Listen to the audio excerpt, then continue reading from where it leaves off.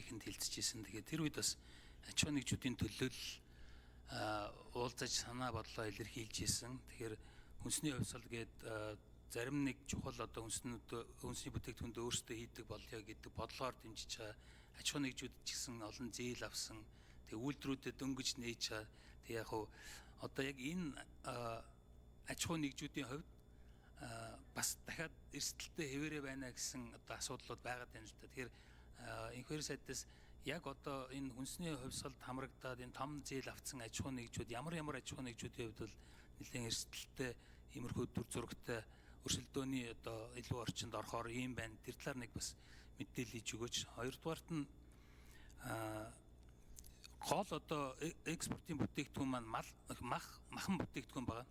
Тэгэхээр энэтэй холбогдол одоо бид нар Оросын холбооны улсад ямар хэмжээний үнийн дүнгээрээ одоо махан бүтээгдэхүүн экспортлж байна. 3 жилийн дараа гэхэд хэдийг экспортлдог болохоор байгаа тоог бас зүгээр та нэг протокол үлдээх үүднээс багцаа тоо хэлж өгөөч. Дээр нь махан бүтээгдэхүүн дээр 20 цэртэй холбоотой бэлтгэл ажлууд нэлээд байгаа. Тэгэхээр яг манай талаас яг энэ шууд одоо шилбэл энэ гэрээ сойрхон батлагдахаар одоо экспортлтно гэж бас хүмүүс бодож иж магадгүй. Тэгэхээр 20 цэртэй холбогдлолтой ямар одоо бэлтгэл ажлууд бид нэр одоо хийх ёстой вэ? Тэр нь ямар хугацаанд хийхээр төлөвлөж байгаа вэ? Энэ талаар мэдээлэл өгөөч.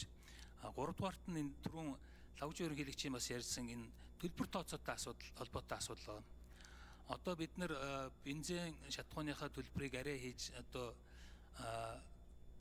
зохицуулж хийж байгаа. Тэгэхээр цаашдаа одоо худалдаа хийхээр аж ахуйн нэгжүүд маань төлбөр тооцоогоо яаж авахар төсөөлж байгаа вэ? Энэ талаар мэдээлэл өгөөч. Баярлалаа.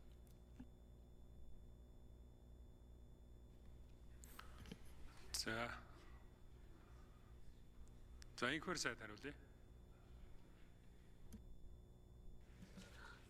За бид энэ хэлцээртэй холбоотойгоор хүнс үдэ аж ахуйн үйлдвэрийн салбар дотоод хэрэгжүүлж байгаа хөтөлбөрийн үр дүн унгахгүй үднээс бид нар 23 нэр төрлийн бараан дээр асуудал тавьж маргаан үсгсэн. Тэгээ хэлцээр явцад 8 нэр төрлийн бараан дээр бид хэлцээрээс хасуулсан.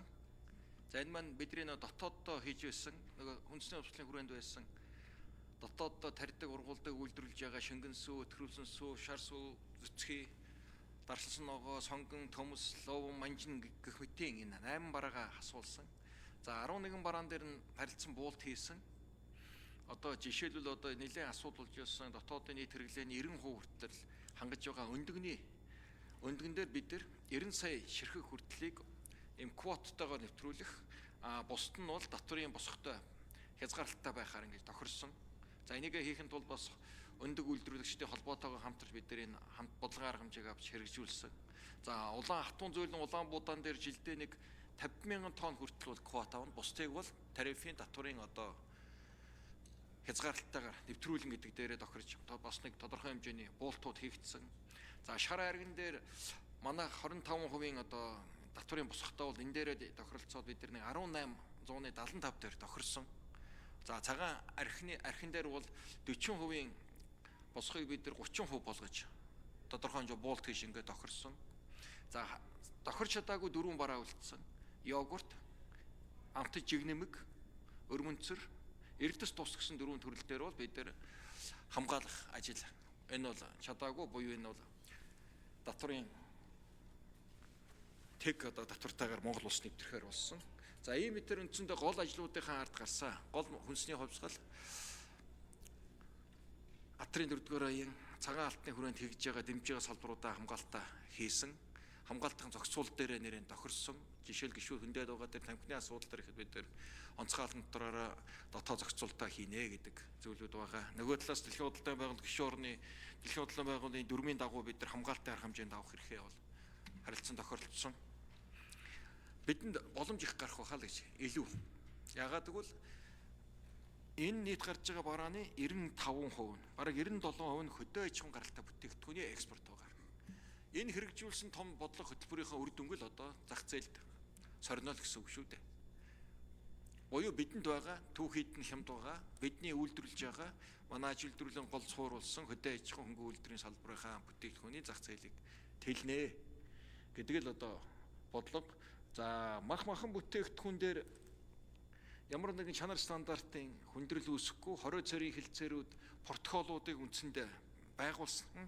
Хоёр талын эрх бүхий байгууллагууд юу яриахаа нэлээд сайн тохирсон. Ялангуяа мал эмнэлгийн байгууллага хооронд харилцаа их сайн. Уран хамгааллын байгууллага хоорондын харилцаанууд, гэрээнүүд үндсэндээ хийгдсэн. Хийх ажлууд нь нэлээд тохирчихсон. За ялангуяа мал махны экспортоор вакцинжуулалтын ажил их чухал. Өнгөрсөн бас нэг 3 жилийн хугацаанд энэ мал эмнэлгийн салбарт их хурлаас дэмжлэг үзүүлсэн үр дүнд бидний нөгөө вакцинжуулалтын хүрээ тоо нэлээд сайн нэмэгдсэн. Энэ маань өөрөө экспортыг өдөх гол суур болсон. За энэ бодлогоо бид нэр үргэлжлүүлээ явахад бол боломж бол нэлээд өндөр байна. За тэгээд яг махан бүтээгдэхүүний экспортын тоог хэлээдхээр саяны уулзалтаар бол 50,000 тонныг нэмж одоо байнга урт хугацаанд гэрээ хийж тогтмол нийлүүлэлтийг авах болцоотой байна. Шаардлагатай бай, дотоодын хэрэглээ үүсэж байна гэдгээс Оросын холбооны тал мэдгэж хэллээ. Төлбөр дээр холбоотой 1 минут нэмээд авчи. 1 минут нэмж өгье.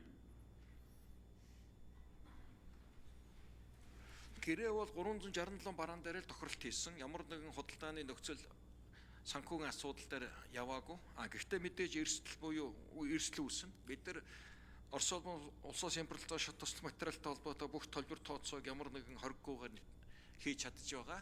За энд бол 5 гишүүн орон байгаа. 5 гишүүн орон гэдэг маань өөрөө бас бидний төлбөр тооцоог бусад бараан дээр хийх боломжийг нэлээд өргөдөх баха. Энд бол зохион байгуулалтын арга хэмжээ аваад байна. Нэгэнт манай худалдааны тэнцэл алдагдaltaй бид дандаа бэлэн валютаар төлбөр төлж байгаа тул бид бус нийлүүлж байгаа бараагаа аль болох нэмэх, эргээ тооцоо хийхэд бол аль ч хэлбэрийг бид нэр тооцох орон зай нэлээд байгаа. За баярлалаа. За одоох Улсын их хурлын гишүүн Ирэнчин Бямбын Сэд дуржийн урилгаар Өмнөв аймгийн 9-р цэцэрлэгийн багш ажилчид Улсын их хурлын үйл ажиллагаа төрийн ордонтой танилцж байна. Та бүхэнд